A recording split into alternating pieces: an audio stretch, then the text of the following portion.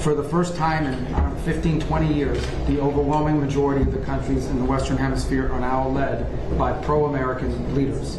Congresswoman, this isn't just in the Western Hemisphere. The Middle East seems to be turning away from Iran and China and toward the United States economically and diplomatically. But China still has a lot of influence at the United Nations and other sort of globalist institutions and some other countries. Are we seeing a shift in global diplomacy with this administration? Well, I hope so. And it's something that I have been working on. And just recently, I sent a letter to Ambassador Waltz and to Secretary Rubio, specifically to address the Chinese or CCP's influence at the UN. What we have found is that the UN is the umbrella organization, but there are many, many, many different sub-agencies. And what we have found is over the years, the Chinese Communist Party has essentially inserted some of their members directly as the head of those sub-agencies.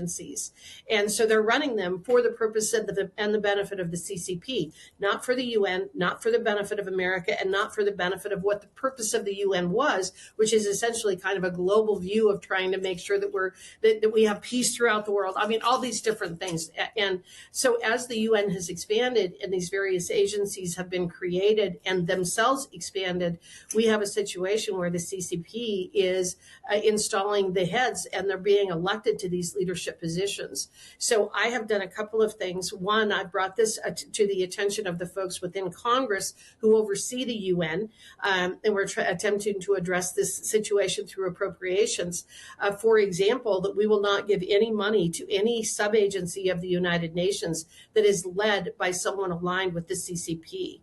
The other thing that I'm doing is I'm really encouraging this administration to make sure that when these positions come open, when these sub-agency heads positions come open, that we have folks aligned with the United States, that we have American citizens that we actually support and attempt to put in those positions, whether it has to do with, farm programs, international farm programs, or international poverty programs, or international, in terms of diplomacy. We want to make sure that the UN being housed in the United States and with us paying the vast majority of the bills, that those agencies are aligned with our values. Again, the ideas of freedom and liberty and protecting personal autonomy and trying to push back against totalitarian regimes and communism and that sort of thing. So I've been working very hard on trying to make sure that the UN is more aligned with Americans' interests.